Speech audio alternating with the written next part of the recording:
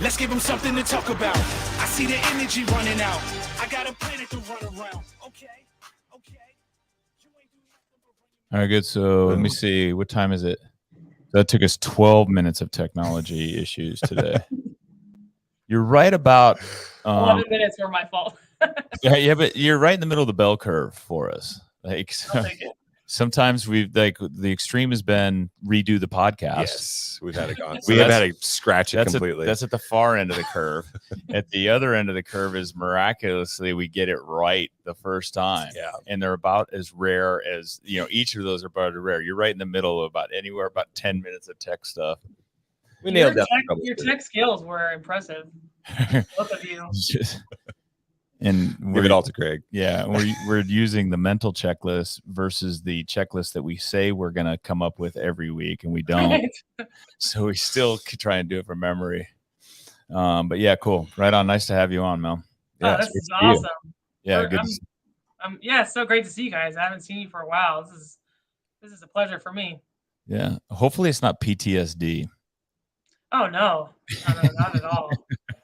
I miss my CrossFit days. Oh, that's good. Yeah, well, so that was what we're gonna we wanted to talk a little bit about that. For those that don't know, Mel was a member, a longtime member of Diablo.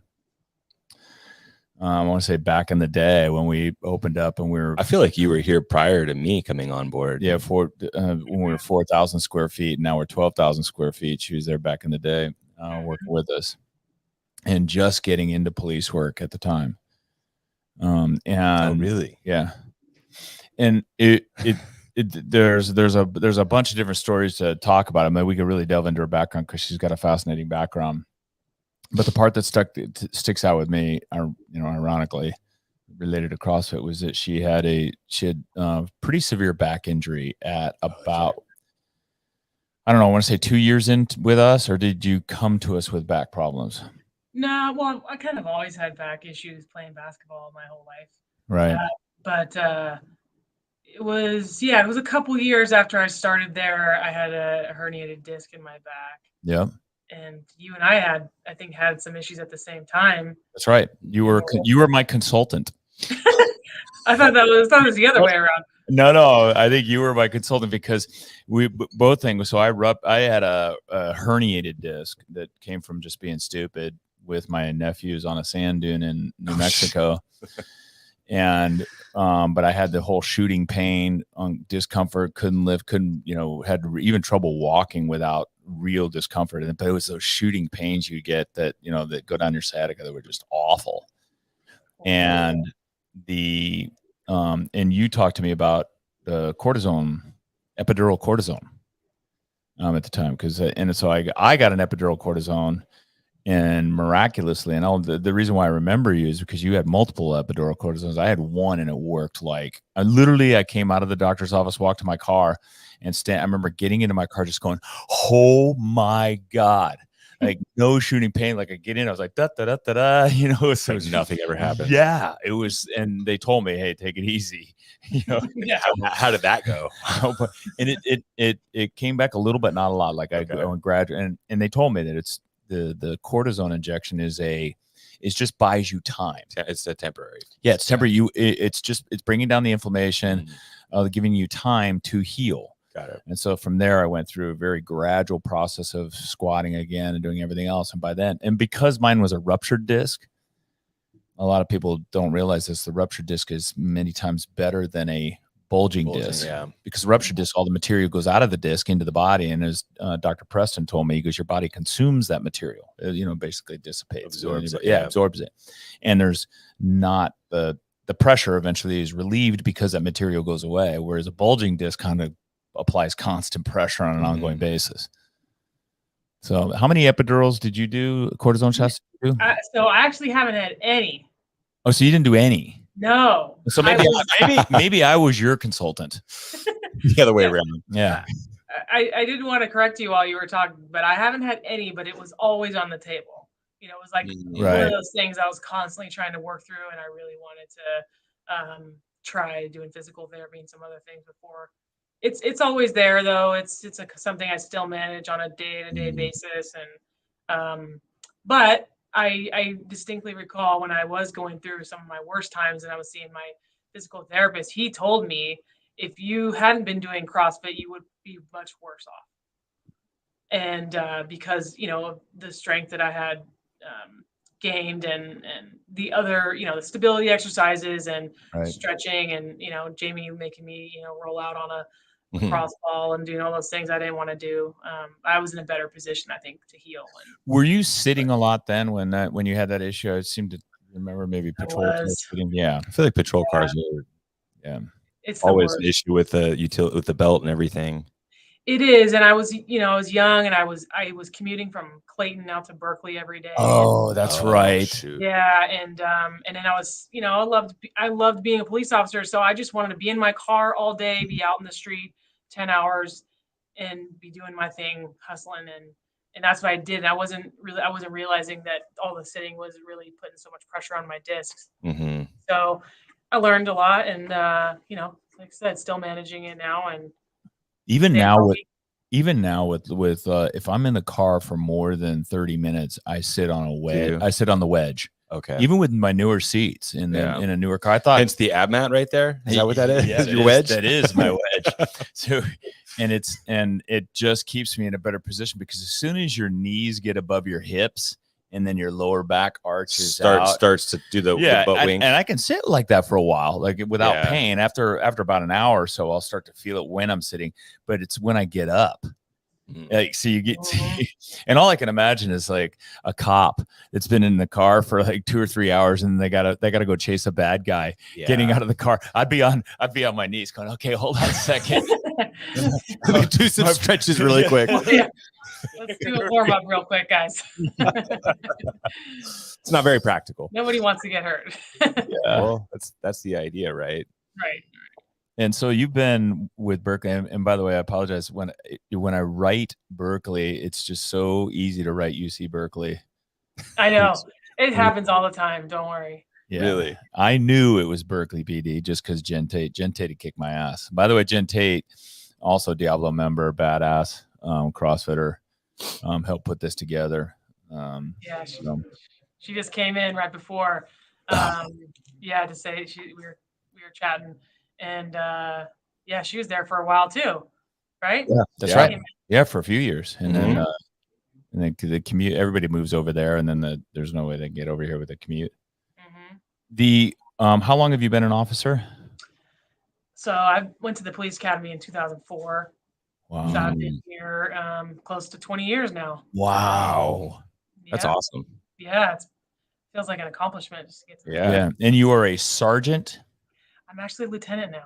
Oh, okay. I apologize. It's all right. Yeah, it's all right. Yeah, I'm a lieutenant now. Now I gotta go. Damn it! Now I gotta go edit that cover sheet for the thumbnail. I'm gonna cross out. Take out the UC Berkeley. I'm just gonna. I'm just gonna. It doesn't have UC Berkeley on the cover sheet. I'm sure it did at one point. Maybe. I'm just gonna exit out and write. Do it. Yeah. That's awesome. And so you've worked your way up over the years. And how long did you do patrol duty?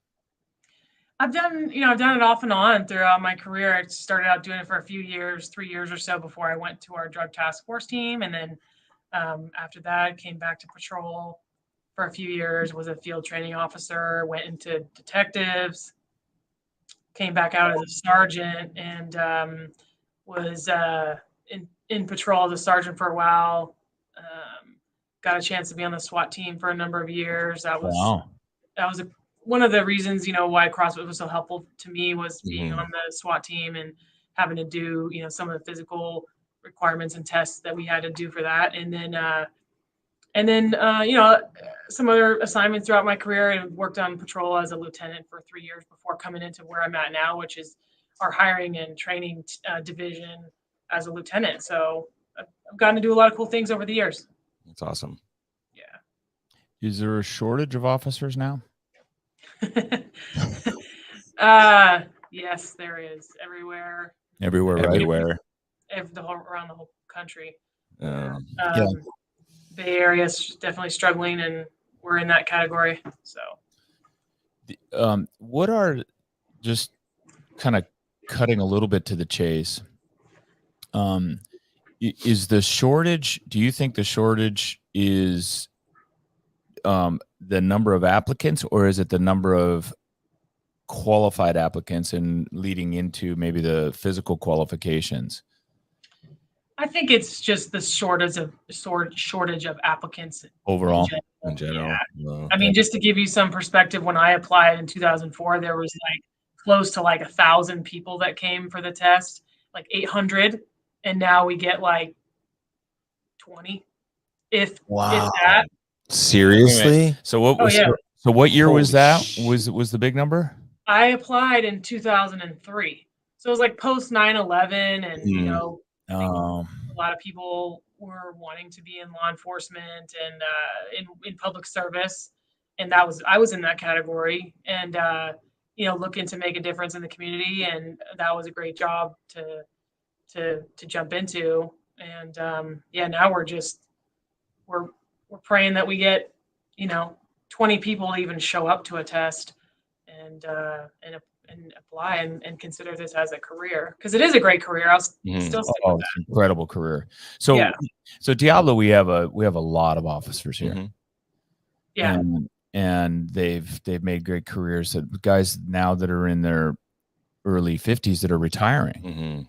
and retiring with pension benefits. Set And- up. Yes, set up. Yeah, but not only this, get this, and this annoys me a little. So I'm gonna put that out there. Not only that, these guys, because they CrossFit, right? So they're in Yeah. good shape. Like I think Johnny Lou and Yeah, Jared, yeah. right? And Jared's starting to beat me on workouts, which pisses me off too. And not only that, then now they got the opportunity for second careers. Like they're Yeah. young enough to where they can go do a second career. Yeah. Wow. Johnny started a Yeah, whole company, never right? mind that I did the same thing when I was in investment business. I left and started a second career, but these cops get to do that too, which is really kind of cool. Mhm. All right, so you've given the best part of your life, service to the community, and then now after it, you get to be a little bit selfish on the backside. Mhm. Interesting. Yeah, and hopefully you still have some good years, right? You know, you're taking care of yourself, and Yeah. you're putting your health and your wellness in the forefront of, you know, which is what we're trying to do at Berkeley, is make sure that's a huge priority for people. So Is that that, when they get in, has that gotten better? Because the conventional wisdom used to be that, you know, when cops quit or retired, they were dead within a few years. Stress, obviously, and all of those things, but their health was terrible because of the job and the stress of the job and causing all kinds of related factors. But do you see cops retiring in better shape than they used to?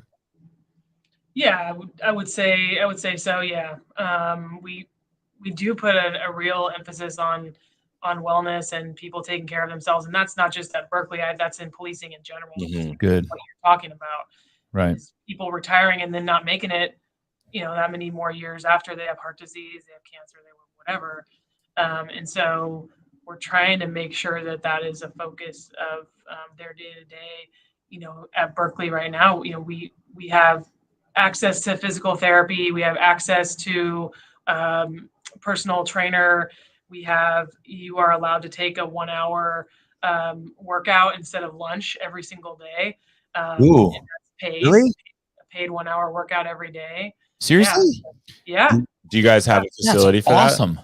Yeah. We have a facility, and you're actually allowed to work out anywhere in the city of Berkeley. So you can actually go, if you want to go run for 45 minutes, you have to be able to respond to it. Yeah. Yeah, no, it's amazing. It's been like that since I started. It's incredible. That's a cool. lifestyle. That is. It That's really like- is, though, right? right? I mean, to be in the community and being able to, you know, kind Right. of continue to set an example, but Right. also Live a take care cool of yourself. lifestyle. Right. Yeah, That's it's awesome. great. Yeah, it's That's awesome. awesome. Well, that's good, because then at the end of the day, right? So then you get healthier cops out there, and you know, a physically healthier cop, I think, is probably a mentally healthier cop. You know, we see that here at Could only imagine Diablo, and that that. was one of the big things with the pandemic. Yeah. Is people said that this Diablo saved their mental health, not just their physical health. Mhm. Oh, that's fantastic. And so now you guys are recruiting, you're spending time having to recruit. Where do you, I know we have a relationship that as an effort to, and, as Jen put, to try and encourage people through CrossFit to apply for the role. But where else do you go to find young candidates for? And by young, I don't know what age groups are you guys looking for when you hire? All of them. You can the Wow. earliest you can the earliest you can be hired is 21. What's the latest? There is no There's age. no cap. Wow. I think the only agency that I'm aware of that did at one point, I'm not sure if they still do, is CHP. But no, there's no age cap. That's but cool we're- too. That's cool too. Like if you're coming out of the investment world, you're coming out of service, the different service industry, maybe a teacher or something like that. Military. Military. Mhm. And you want to step into something that that gives back to your community and helps helps change lives for the better. Right. Why not? I want to talk about this incentive sheet, by the way. I got this flyer. Yeah. Because this is remarkable, but we'll get into that in a minute. I kind of want to get a picture of what we're talking about here. Yeah. When you think about, is it the decline in number of applicants? Is this something that happened prior to 2020? Was it starting before 2020, or was like 2020 like the catalyst for just a massive fall off of applicants? No, it was happening before that. No, Really? really? Yeah. So it's been somewhat of a steadily decline then. Yeah. And why do you think that is? Why don't people want to go into police work like they used to? I think there's a few reasons. I think some of even prior to 2020 and George Floyd and some of the things that happened with law enforcement, there's a negative public perception that people see, and they don't. I think that's not something that makes them feel great about coming into law enforcement. I think you have less legacy kids, meaning like kids whose parents did policing. I think they're less encouraged. Oh yeah, that was a big deal. That's always like on the East Coast. That's in some of the East Coast cities, New York and Chicago and elsewhere. It's legacy, like a family thing, generations, generational. Yeah, I think you see less of that now. And we do have some families that do it, and we have some kids whose parents have done it, but not as much as I think you may have seen 10, 20, 30 years ago. It's hard. The job is hard. Oh yeah. It's a grind, and you have to want to like enjoy the grind of it and the challenge. And I think some people, it's not for them, so they find something else. And I think those are, and the private sector does offer some things we can't offer. You're not going to get any major bonuses. You're not going to, you're not going to have the cafeteria in your office, in your building or whatever. Ping pong and. Right. Yeah, we have some cool stuff. Don't get me wrong, but I've heard. I talked to out on duty, but so there's just some things we just won't be able to provide as a government agency. But we still are managing to find some really great people, though, kind of like diamonds in the rough that we're able to find, and they're the right people coming into this job for the right reasons. But it's certainly a challenge. My take on all of it is, well, first of all, someone said to me, who said this to us the other, that it was out when we were out at the CrossFit Games, because we were talking about, CrossFit's got, its fair share of haters. Oh yeah. Just, for the CrossFit Games or whatever else, there's people want to be angry about something. And you mean the 1,000 angry voices? Yes. And so in our friend at Sherpa Works, he does shirts and OG stuff. He said to us, there's always, and it doesn't matter what it could be a good thing too, because he goes, there's a lot of people that care, essentially. Yeah. He says there's always 1,000 angry voices. And it made me reflect on it, and I look on whether it's CrossFit, whether it's police work, whether it's anything else. It's absolutely true. Like there is always 1,000 angry voices, and I think there are periods of time when those 1,000 angry voices will have an audience, and then a lot of times they'll fade into the background. And police, and becoming a police officer, and the career of of having a career of being a police officer, had 1,000 Angry Voices for a couple of years. And the media directed a ton of attention towards those voices and gave them a lot of airtime. It's kind of like a miss on perspective. Yeah, and so and what they see is just very small, a small amount of incidents that get amplified and then become representative of the entire field, and that's really unfortunate because every cop I know that comes in here, and every cop that I've known in my lifetime is just, again, and granted, I hang around a lot of CrossFitters. They're just really freaking good people, really cool people who want to give back. Mm-hmm. And that's cool that you create that environment there, because I think that's like, and now I can see why CrossFitters would be great, because just obviously CrossFitters would be great with it being such a physically demanding. Yeah, it can be a physically demanding, being prepared for the unknown. Right. Yeah. Let me talk to real quick. Let me just a little bit of a sales pitch. If you need a representative that's gonna help you sell being a police officer, make sure that they tell them to follow Freddie Camacho. Yes. Oh yeah. Freddie. Mel knows Freddie from he was CrossFit. Yeah, One World, GFY, CrossFit One World, and then GFY. GFY owned his own with China Cho. But what's great is he had a long career with Union City Police Department, and then retired from there, right? Full retirement.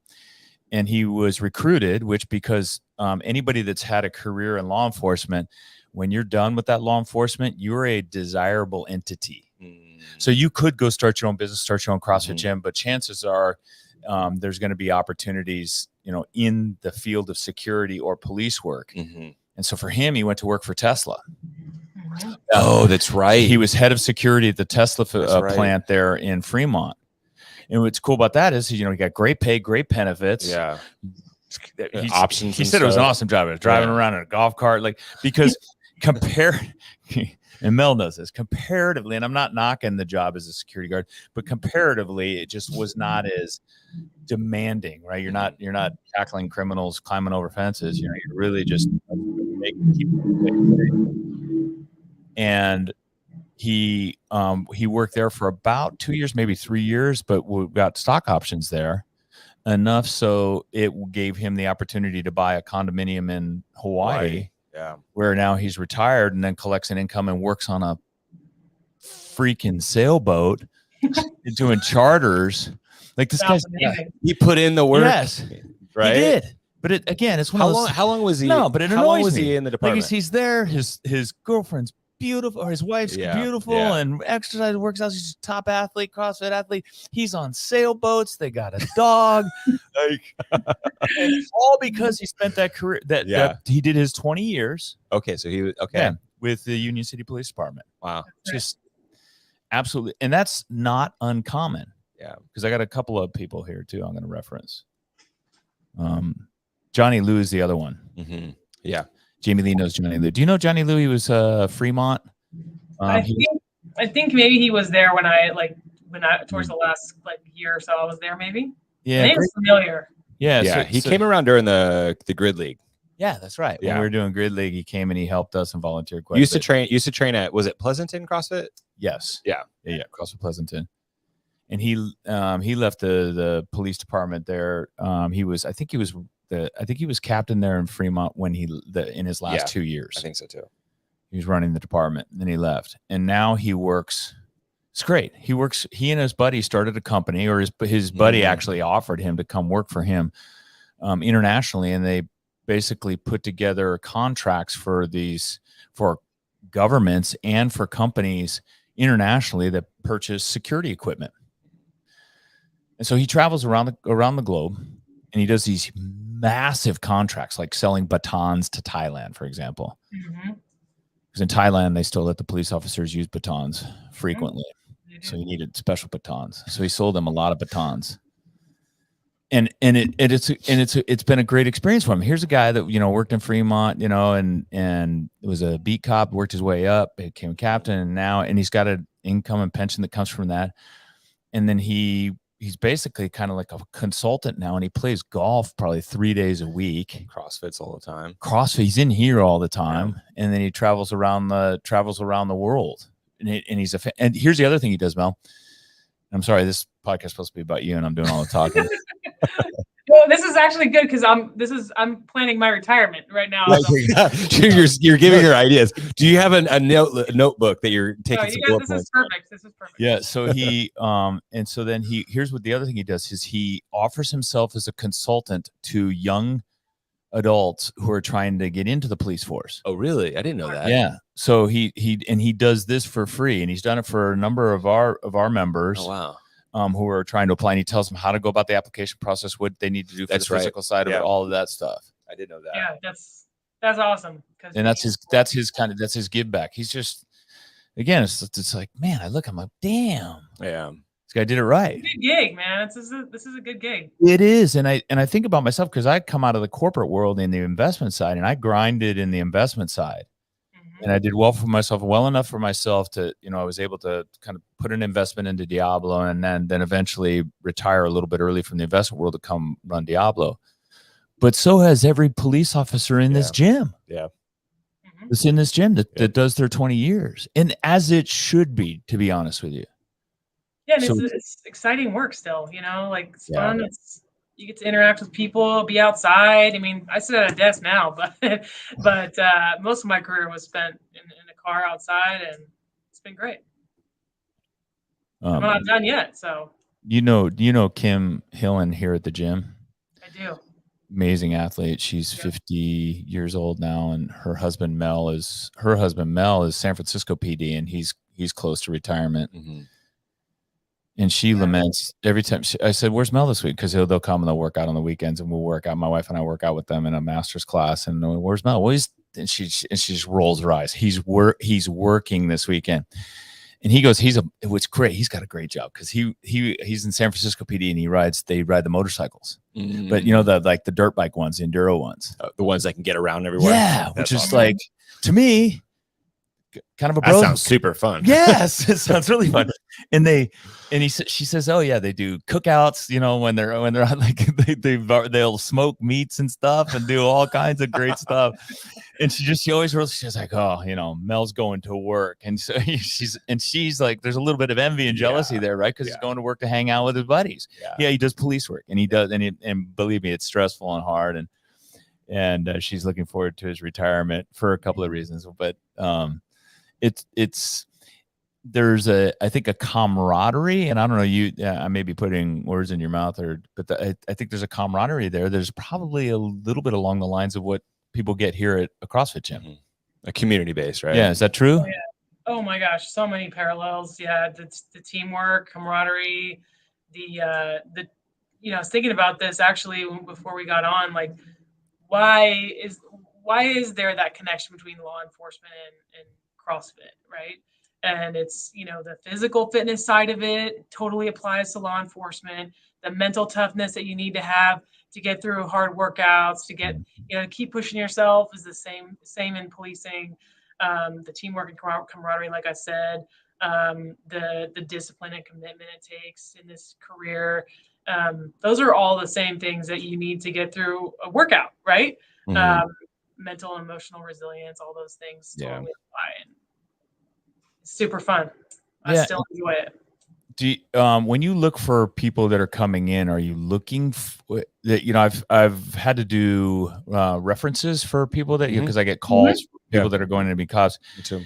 And are you looking for a certain type of personality?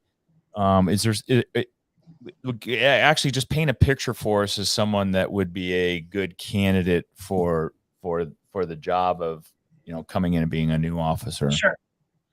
Honestly, the biggest thing, Craig, is that you have to be a good human being. Mm-hmm. You have to I like that. have integrity and be able to be honest and truthful, even when, your back's against the wall. You have to be able to tell the truth. And that's the biggest thing we tell people from the very beginning. But outside of that, that's the number one thing. But we need people that can connect with other human beings. You have to be able to have good communication skills. be able to be mentally, emotionally resilient, and you know, have that mental toughness. And honestly, there's some other very practical things like being able to write really well. We have a lot of police reports. Those are, you know, Yeah. obviously physical fitness is a huge piece of it. You have to get through a physical fitness test in order to get through the initial application process. And then obviously in the police academy, it's a huge physical challenge, among other things. Those are some of the big things I can think of right now. All right. So if people are listening and they heard all of those things, right? By the way, those are very similar things we look for in coaches. Oh, for sure. Yeah, with the exception of the writing stuff. So I'll tell people that My writing on the whiteboard. What are you talking about? So I'll tell people that are like instantly like, oh crap, I can't write well. That's okay, because ChatGPT can write all of your police reports for you. Can it really? Yeah. Can it? Probably can. I don't know if people are doing that, but they probably are. These youngsters are pretty slick. So I interrupted an armed robbery, ChatGPT. Can you write a report? It probably could, damn it. But, I'm sure. No, and I would actually to that. I laugh about that, but it's one of those skills that I'm really trying to impart on my daughter, because writing skills have helped me at every point in my career and even in my CrossFit career, just being able to write. And the beauty of it is, if you didn't learn to do it in high school and you skipped out on all the essays like my daughter did, 100%. you can. Same here. There are tons of programs online where you can learn to do that. So, and there's always spell check everywhere you go. There's spell. So don't worry about spelling. Just learn how to put words together and build a fairly decent vocabulary, so you sound like you know what you're talking about. Tell a story. Yeah, you can get, if you don't have that skill, you can learn that quickly. Yeah. Then before you apply. You guys start out just looking at this. The police officer and academy grad, it looks like the police, you guys pay when they're in the academy. Oh, wow. Oh, yeah, that was for myself, even back in the early 2000s. Yeah, they will hire you and we put you through the academy, and most departments do that now. So you're getting paid as an employee as soon as you start the academy.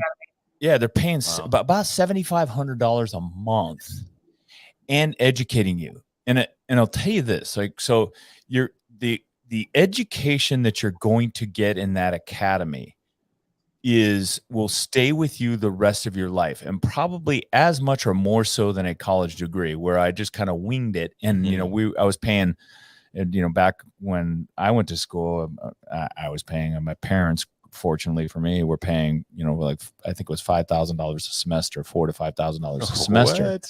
Yeah. And now they're going to pay you $7,500 and give you the education and give you the physical training and give you all this stuff. Like, this is, really, let's not even talk to the kids, right? Let's not talk to the 20 to 30-year-olds. Let's talk to the parents right now who are 50 to 65 right now, who have those kids living in their basements. Yeah. Right now, drag that kid by the ear and hold this flyer in front of them. This is unbelievable. When I saw this, because I'm looking at it too. It's seriously, actually very impressive. Jen sent these to me, and I thought, oh, here we go, another flyer. I'm going to put this flyer out into my lobby, and we'll see what this gets. And then I started reading. I'm like, holy crap! Yeah, the top stacked. Yeah, there's benefits. There's when you start. These guys, anybody that does this is instantly making. I shouldn't do this, but if my coaches are listening to this, by the way, hit me up. Talk to me first, please. Just give me ample advance notice, because it's really remarkable. These are dental, retirement plan, and then longevity pay, and then life insurance. All of these things are paid on-duty workouts. Our benefits packages are really, really good. In the city of Berkeley, yes, they've done some really good things for us, and they know it's a hard job. They know it's a challenge. They know it's hard to find good people, and so we're trying to put together the best total package we can. And I think that's what that speaks to, is their recognition that we need good people, and that we do a really hard job every day. Mm-hmm. This is in Berkeley, by the way, you guys. So really, all you're doing is shaking down people for pot and long hair. No. No. No, don't tell people that, Greg. That's not true. It's false advertisement. First of all, no, the enforcement for marijuana is it's not illegal anymore. Oh, you don't even have to do that. You can smoke on the job. You can smoke pot with them. It's part of the community bonding. This is that part where like I have certain things I have to, I can or can't say. Yeah. I'm just kidding. This is Berkeley definitely has Jen right now is in the back going, "Oh crap! Why did I have Greg do this?" We actually do have our challenges. We do actually have a big a drug problem in Berkeley. That's not a surprise. A lot of communities do. That's the Bay Area right now, though. Right. Yeah. Unhoused population is really big, and fentanyl is a huge problem. We're dealing with a lot of the same community challenges in our community, just like a lot of other cities in the Bay Area. So it's tough. Are you guys working with any kind of like youth programs or anything like that? We work with as far as part of like community building and whatnot. Yeah, we do. We actually have a great program with Berkeley High School.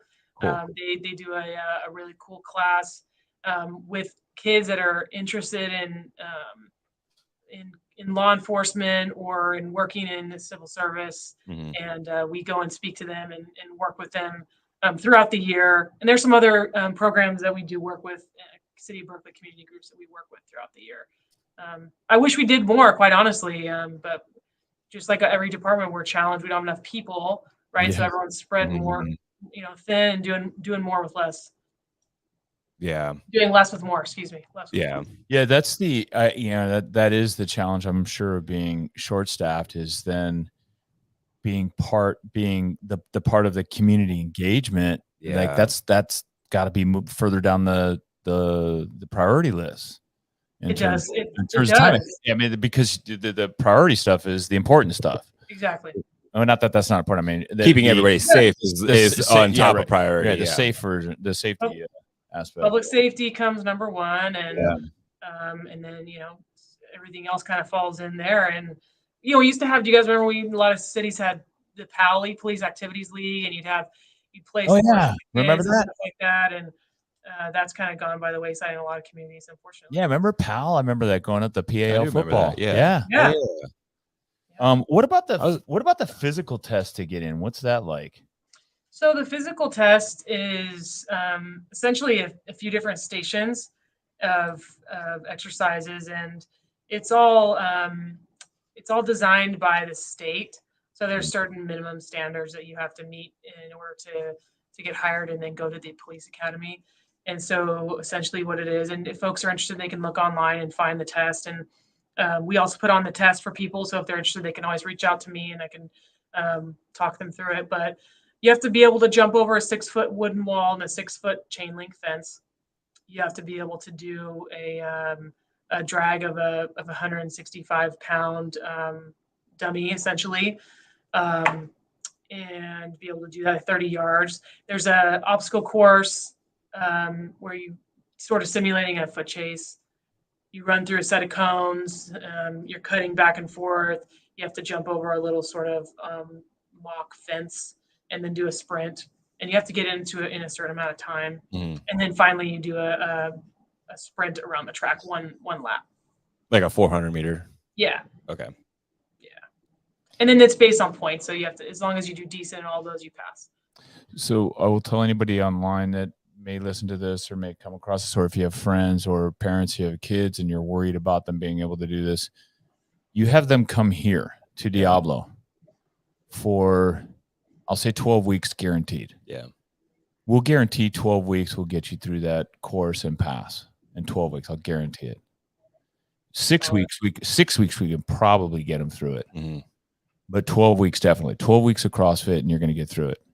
And then you not only that, now you've gotten yourself in shape for everything else, and then for continuing, right? Like a building block and getting your life set up, right? Because all of those things you described, jumping over a 6-foot fence, dragging a 165-pound dummy, all of those are things that we virtually, Jamie literally almost programs all of those things. Exactly. and we can do because I know Chad has worked with police recruits and getting people through their test. Yep, I have too. Jamie Lee has. And I remember we had Concord SWAT in here. Yeah, we did a whole. They were looking to do some kind of event where they were just wanted to get a whole day of training and I put them through I think 4 different partner team workouts. Yeah, where they had to kind of work together, and it was interesting to watch. It was really cool to be a part of. So I say I say that for Diablo, but I think that's true of any CrossFit gym. Yes, I was just gonna say, like, if you not just limited to here. If you throw out the criteria to a CrossFit gym and say, hey, I need to do this, they're gonna a CrossFit coach will know what to do. 100%. I mean, CrossFit it's what CrossFit is basically to prepare for law enforcement, firefighter, military, whatever it is, right? It's intended to build you up for the fitness abilities that's going to be required for keeping you safe, other people safe, and healthy. Exactly. Yep. It is.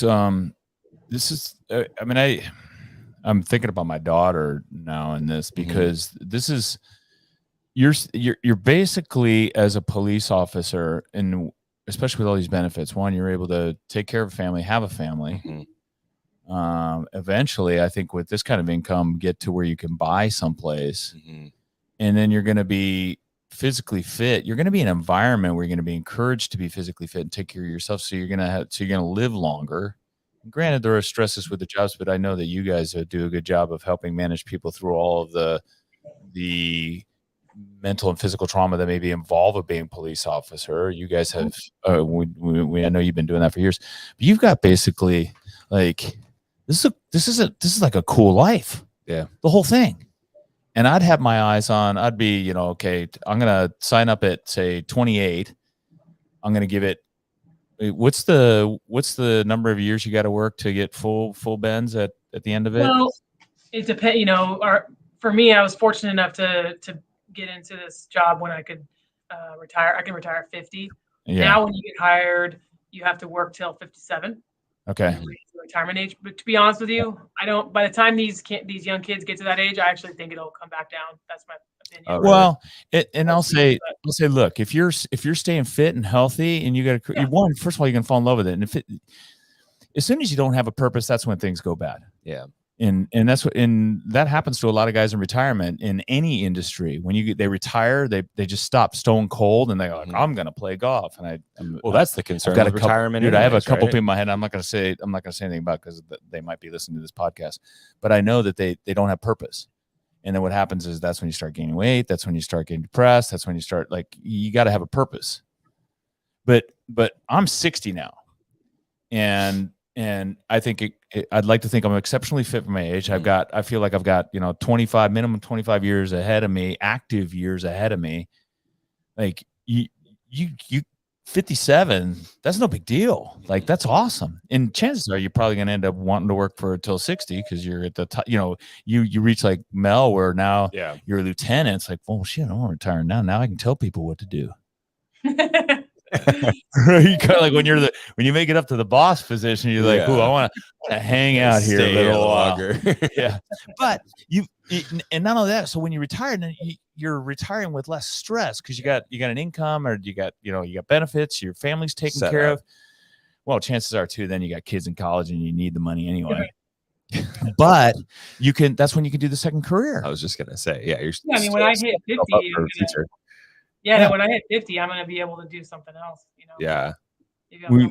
And I would encourage. What are you planning on doing? I don't know yet. I was just thinking that I got to figure out plan B here.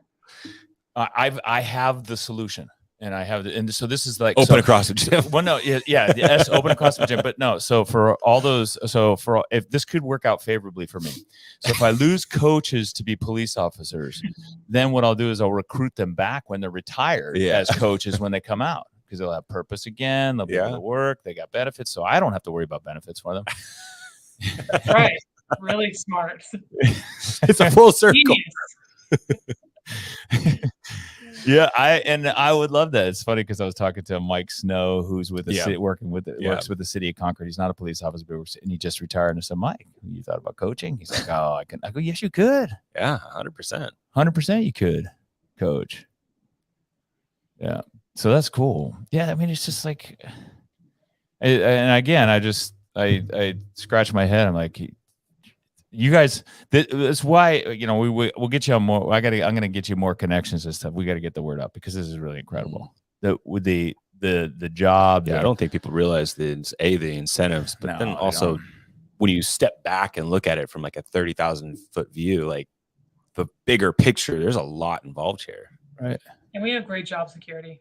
So yeah, you know, it's very difficult to be fired from this job, you know, because we need police officers. Yeah. And so, you know, there are certain industries where you can just be, you know, let go for any reason, but right. not law enforcement. So definitely have very good job security, which sort of makes people feel a little bit more comfortable when they have their family and their mortgage and all that stuff. Are you still okay on time? I want to talk a little bit more. I got a couple more. Absolutely. What about self-defense training? Are you guys doing anything? Because I hear this a lot, and Joe Rogan talks about it, and jiu-jitsu training. Any type of self-defense training that you guys require of your officers, or what do you guys do with that, like on an ongoing basis? So we do. The state requires that we do defensive tactics training every 2 years, Okay. and it's honestly it's sort of the bare minimum. yeah, I was going to say 2 years. Yeah, we have a lot of staff that does their own training, goes to. We have a group that goes to the Gracie gym over here once a week and trains. And so there's definitely, I think, the desire to make sure that they stay on top of their self-defense and make it a priority. But to be honest with you, it has to be something that sort of they drive. Because the state and doesn't require it, I think, quite enough for those people who are out there every single day. You really, it's a skill, right? It's a skill that you need to work on constantly. So yeah, yeah, something that I would say we allow people to train. You can do that as part of your sports care, so that is a real positive. So when people go and train at that gym, it's in Berkeley, just like I mentioned earlier, you can train, do your 1 hour on duty. And so they'll go down there and that's what they'll do for their workout for the day. So that's we cool. do definitely support it. Yeah, I would. I would, just because of the exposure that my friends that are doing it. You remember Bryant Pangolin from Saber Jiu-Jitsu? Yeah. And he's a former officer. Yeah. Yeah. And then he has a lot of officers that train with him. And then, you know, my buddy Tim Dimmel, he's very big into it. And it is a phenomenal workout, but it also gives like a certain amount of confidence with respect to being in close contact with someone else in a violent situation. From what I know, I think it's an awesome addition to fitness. I think it's something that just has to be trained too. Like, well, sure, right? To not lose, like, not to be desensitized to that environment. To like be able to be cognitively aware of, you know, what your surroundings are, what the person's doing, where you, like, any kind of weird positions, being able to manage that. It's transferable to your private life as well. You just need it, right? So it gives you that confidence and belief that, you know, you can handle yourself if there's an emergency or something going down. Yeah. You know, it's funny. I was talking to Austin about this just yesterday because he did a lot of MMA fighting. And he said that we were talking about officers, and he said there's, you know, a lot of people come into law enforcement. When they first come into law enforcement, they've never been in a physical fight. Yeah. And then I started thinking about, when have I been in a physical fight? And I could probably, I did a smoker in college, and that really was the only time I've had altercations, you know, the pushing, shoving, you know, someone takes a swing kind of stuff at a, you know, drunken party. I've never been in a fight, like a, you know, real, like, brawl. Yeah. And those types of situations would be incredibly scary for me. I remember in the smoker, I got punched in the neck, and I had never thought that punching someone in the neck was a thing. What's a smoker? It's a college smoker. It's a boxing match. It's a 3-round boxing match. Okay. three 1-minute rounds, and it's just you're just Is there a video of that? you are seriously because they didn't have video back in my day. Thanks for dating me. Thanks for dating me though. They basically throw untrained college students. They don't do it as much anymore at the college campus. We had gloves on because you're a smoker, but I remember getting punched in the throat and just.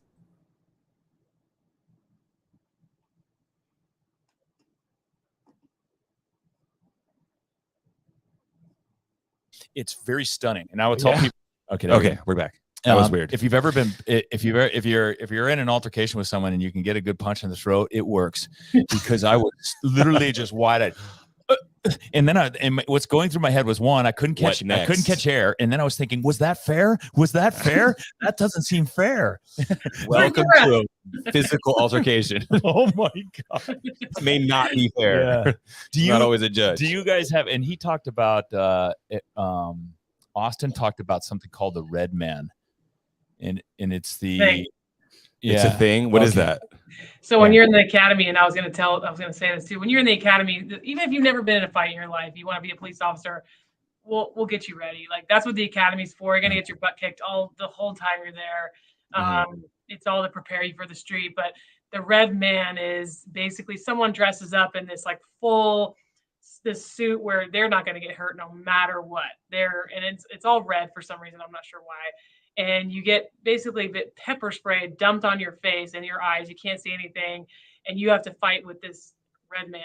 And you gotta basically save your butt and try to get through not being able to see, not being able to breathe that well, and they're fighting you, and it's supposed to mimic a real life situation, fighting for your life, so to speak. But knowing that the real deal is a little bit different. But yeah, I mean that's an experience.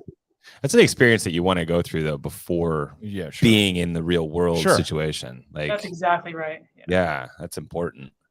Absolutely. Again, there's so for me, but I've always been kind of physical athletic. I'm thinking, what a just great career. Like you get to learn how to fight too. That's like a bonus. Yeah, right.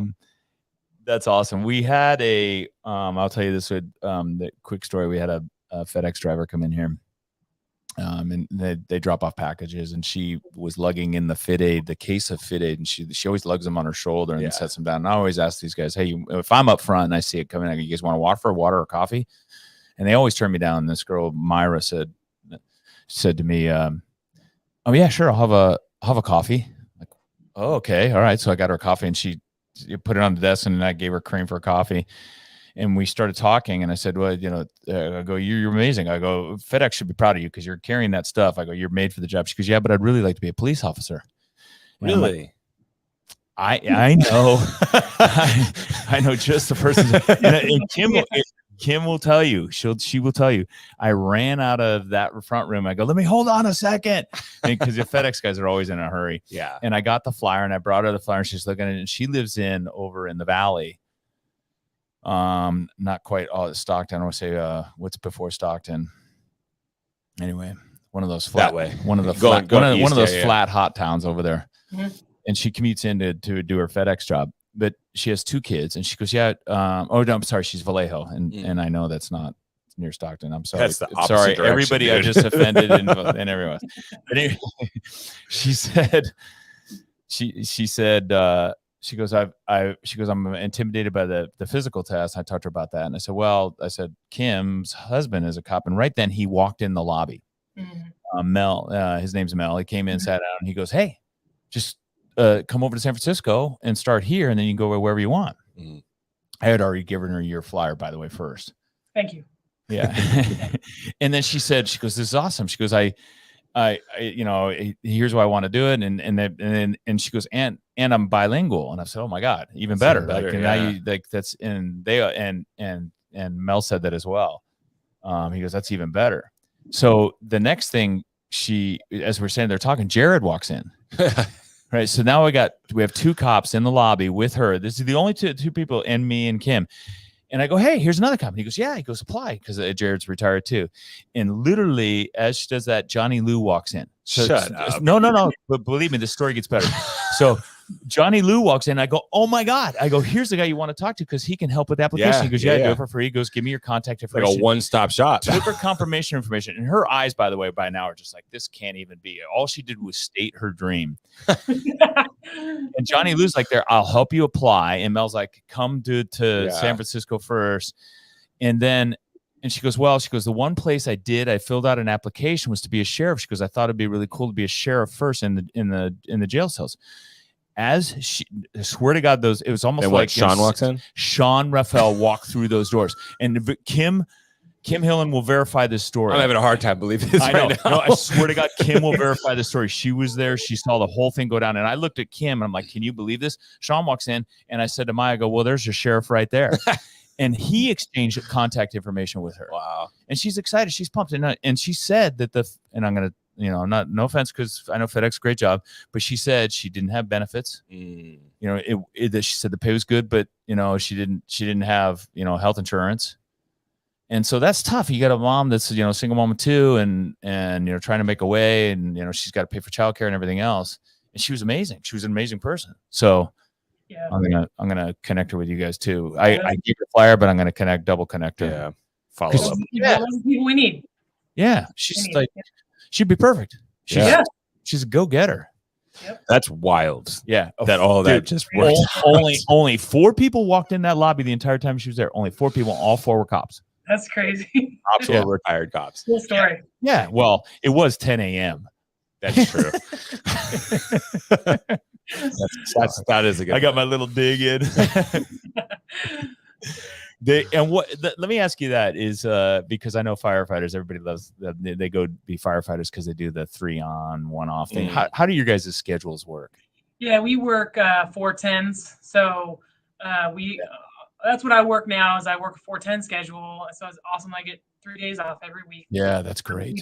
We same thing for patrol. We have a team that works 4-10s, and then there's also a Friday, Saturday, Sunday crew that works 12.5 hours, and they get Monday, Tuesday, Wednesday, Thursday off. Wow. So some of them like that for their family life. They like to be home with their kids. Sure. It works out better for them and their partners.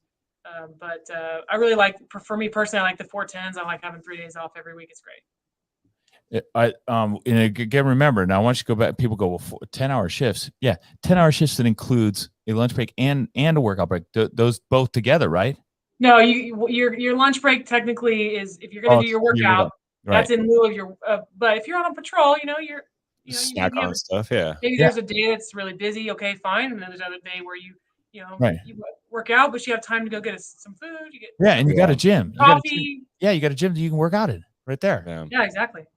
It's awesome. It's as good as it gets.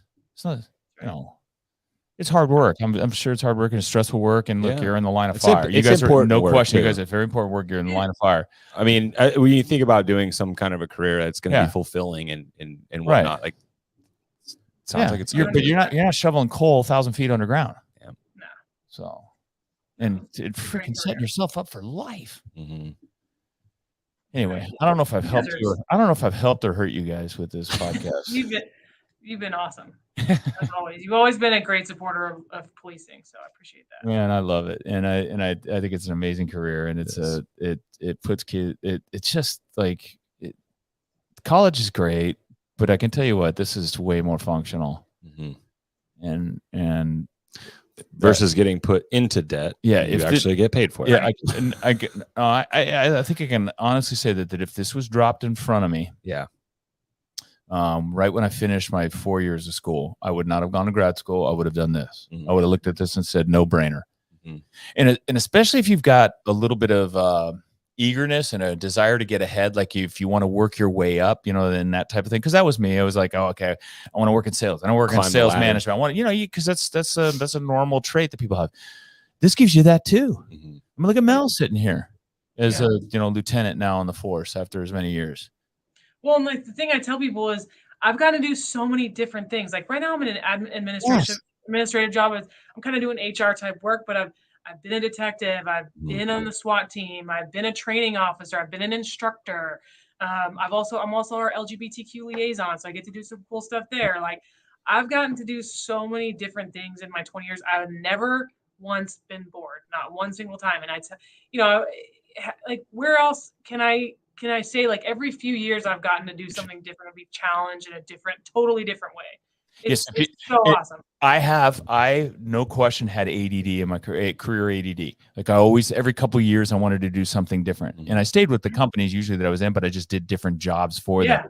But I had to, it was mostly up to me to kind of find those roles, or to kind of troll our, you know, HR board to see what kind of jobs were available that were within the company that I could maybe apply for or try to.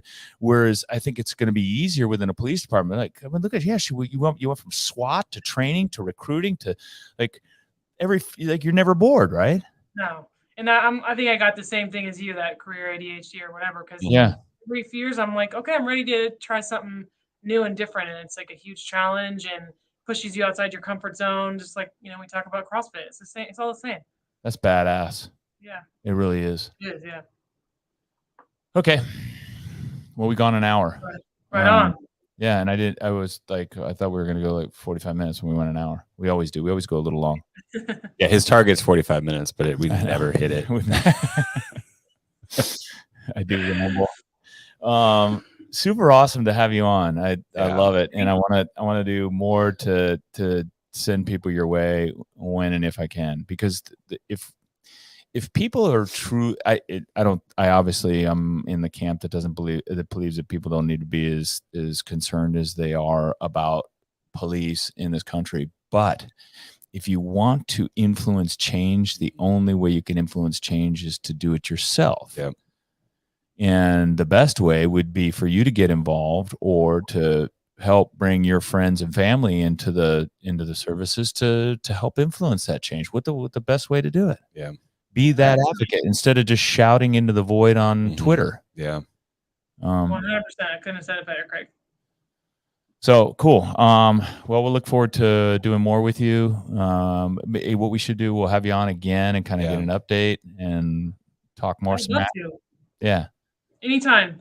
Yeah. I think we're going to be over at your guys' gym next for Veterans Day, right? Yes. Yeah. Awesome. Yeah. For the Chad workout. Yeah. Yeah. Sweet. I might stop by. All right. That would be fantastic, Mel, to see you. Guys. Yeah. That'd be great. Yeah. All right. Cool. Awesome, guys. Thank you for being on. Yeah. All right. Great session. All right. Absolutely. Take care. See you guys. Bye. Stand by.